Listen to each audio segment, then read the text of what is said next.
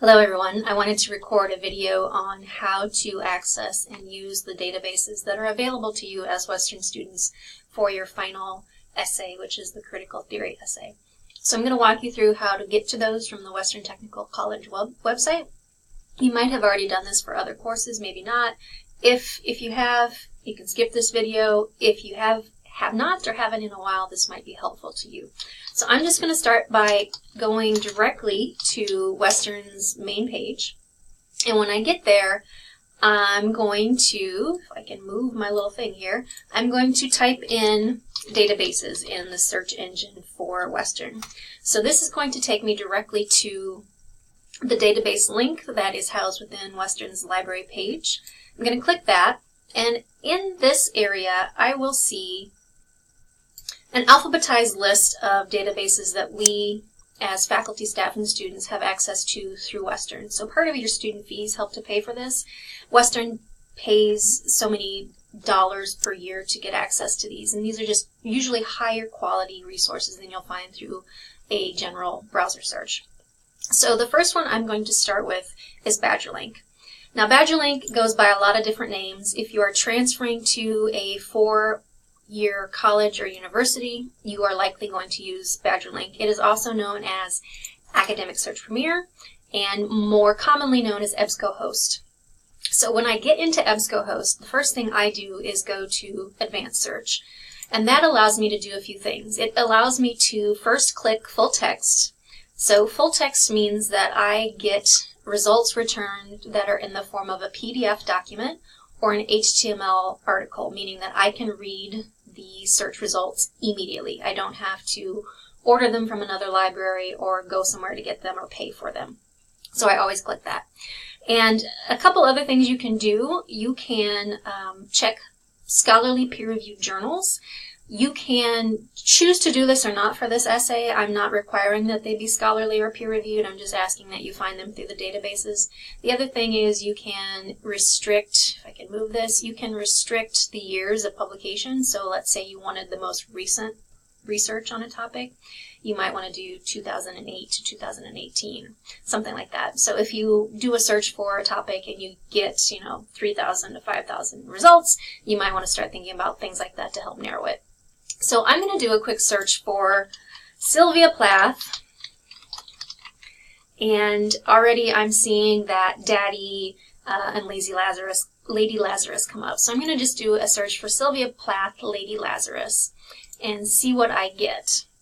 So I get Poetics of Torture. I get 5 articles that could be maybe interesting for me to pursue as I'm doing this topic.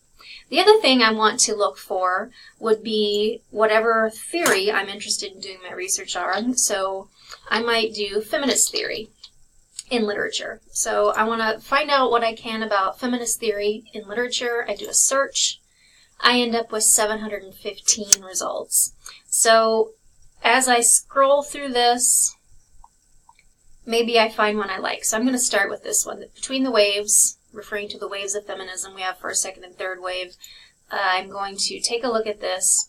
The nice thing about databases is that they will give you suggestions for other searches that you might begin using. So if you're having trouble finding search results using the keywords that you're using, kind of do a scan through the subject terms and you might get ideas for other ways to look for that particular topic. If I read the abstract, it tells me a little bit about what this theory's about, and then if I decide that I want to read it, then I can download the PDF, open that up, let's see what it looks like. So I'm looking at, let's see, a couple pages long. If I wanted to save it somewhere on my desktop, I probably would to read later and determine if I'm going to use it. When I go out of here, if I can remember how to do that, I'm also going to get the advantage of using some of these tools. So the thing that I can't emphasize enough about the greatness of these databases is that they make things easier for you. Not only are they more trustworthy, but they make your research a little bit easier. So when you use a database, The databases are generally going to have a tools menu on the right-hand side of the window. For EBSCOhost, Academic Search Premier, BadgerLink, all one and the same thing, I'm going to click the button called Cite. And that's going to pop up a window that looks like this. And it's going to have a kind of bluish background, and it's going to then list for me in alphabetical order the various ways that I can format that works cited entry, depending on the citation method I wanted to use.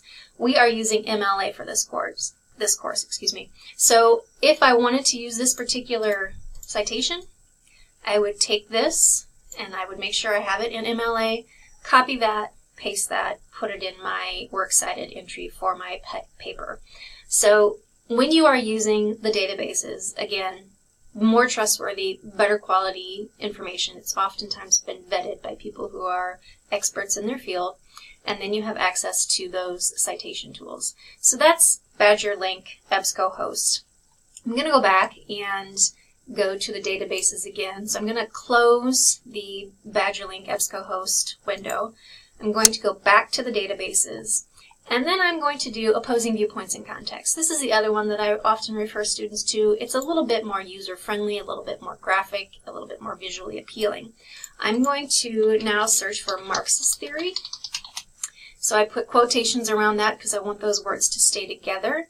And I'm going to do an advanced search like I did last time. Again, clicking, I want full text documents that I can read right now, and I'm going to do a quick search for this. So, oops, it didn't keep my search terms. So, Marxist theory. Let's do a search.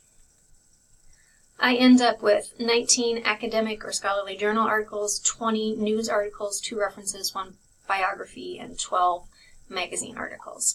So, same thing here.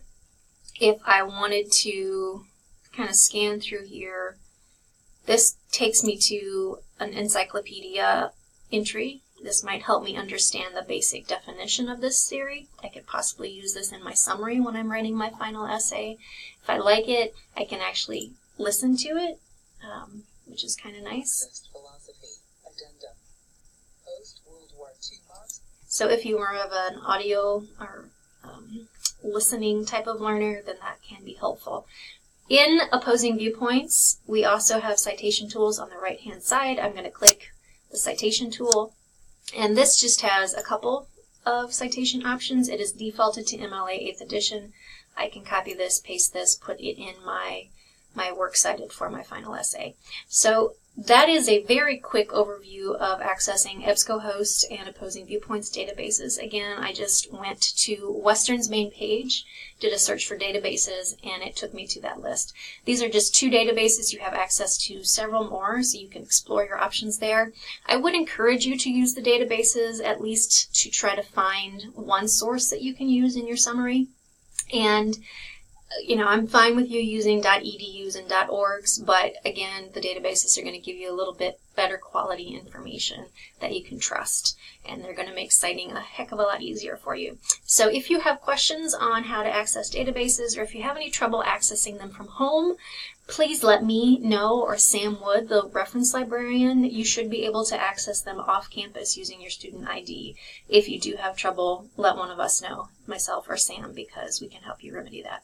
All right, if you have questions, as always, please contact me. Have a great day.